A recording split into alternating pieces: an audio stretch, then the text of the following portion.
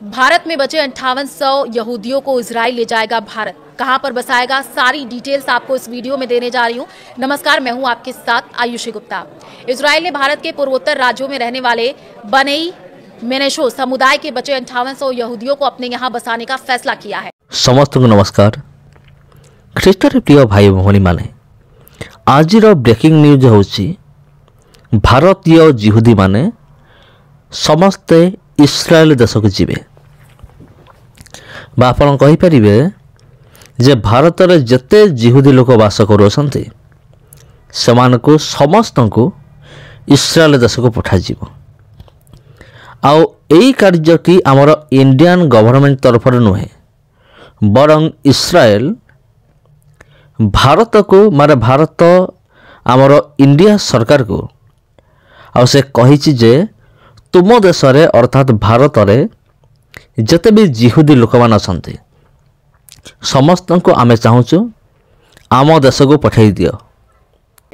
भारत में बचे 5800 यहूदियों को इजराइल ले जाएगा भारत। कहां पर बसाएगा, सारी डिटेल्स आपको इस वीडियो में देने जा रही हूं। नमस्कार, मैं हूं आपके साथ आयुषी गुप्ता। इजराइल ने भारत के पूर्वोत्तर राज्यों में रहने वाले बनेई मेनेशो समुदाय के बचे 5800 यहूदियों को अपने यहां बसाने का फैसला किया है। इन्हें अगले 5 साल में इजराइल लेकर के जाया जाएगा। आपको बता दें कि ज्यूश एजेंसी फॉर इजराइल के मुताबिक सरकार ने रविवार को इस प्लान को मंजूरी दी और इसके तहत 2030 तक पूरी कम्युनिटी को इजराइल में बसाया जाएगा और इनमें से 1200 लोगों को 2026 में बसाने के लिए पहले ही मंजूर किया जा चुका है। ये वो लोग हैं जिनके करीबी रिश्तेदार पहले से इजराइल में बस चुके हैं। तो 2005 में इजराइल के धार्मिक गुरु श्लोमो अमार ने इस समुदाय को इजरायली मूल के लोगों की मान्यता दी थी और अभी लगभग इस समुदाय के 2500 लोग इजराइल में रह रहे हैं। इजराइल सरकार के फैसले के बाद यहूदी धर्मगुरु की अब तक की सबसे बड़ी टीम भारत आई। ये पिछले 10 वर्षों में भारत आने वाली पहली आधिकारिक धार्मिक जांच टीम होगी।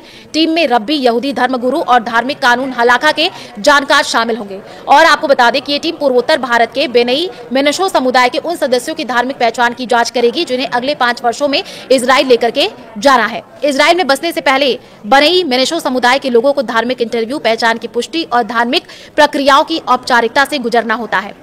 रब्बी टीम समुदाय के अलग अलग गांव और इलाकों में जाएगी और साथ ही साथ यहां पर लोगों से बातचीत भी करेगी।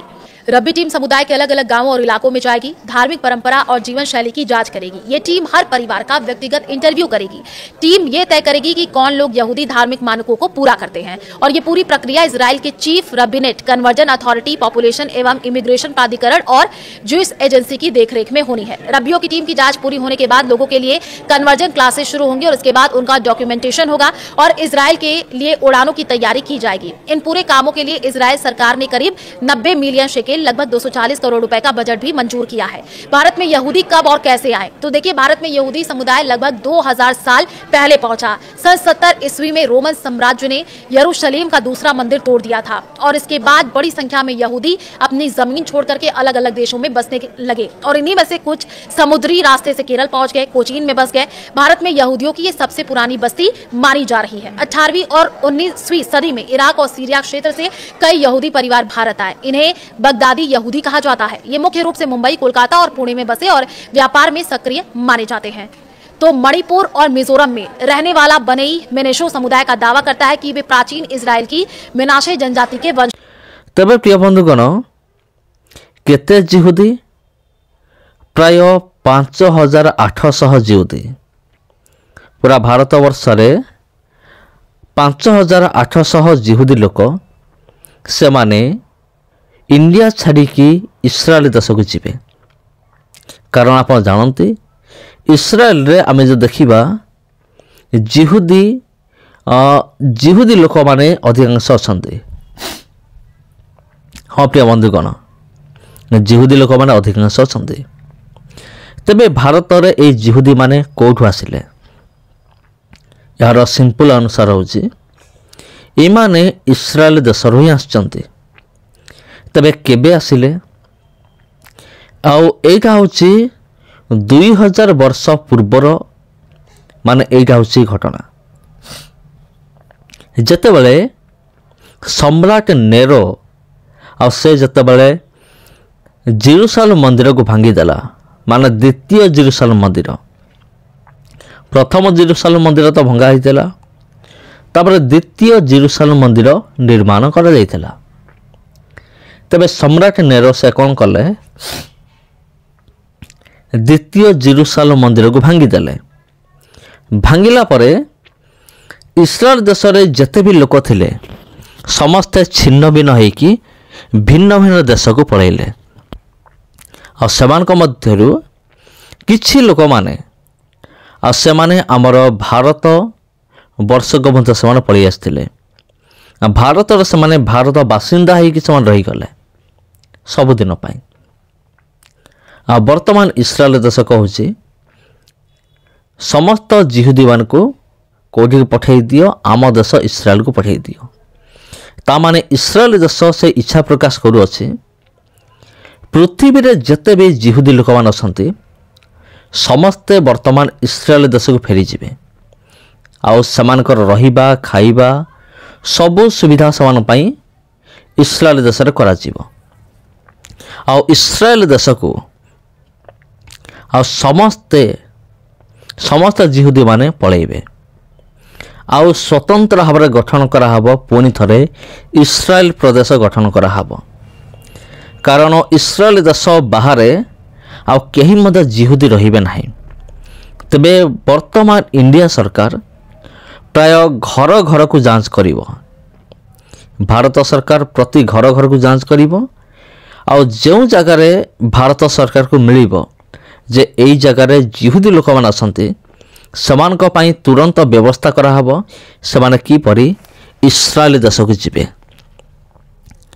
ତେବେ ଇସ୍ରାଏଲ ଦେଶକୁ ଯାଉଥିବା ଜିହୁଦୀମାନଙ୍କର ସଂଖ୍ୟା ଭାରତର ହେଉଛି 5800। ତେବେ ଅନ୍ୟାନ୍ୟ ଦେଶମାନଙ୍କର କେତେ କେତେ ହେଇଥିବ ସେଇଟା ମୁଁ ଜାଣେ ନାହିଁ।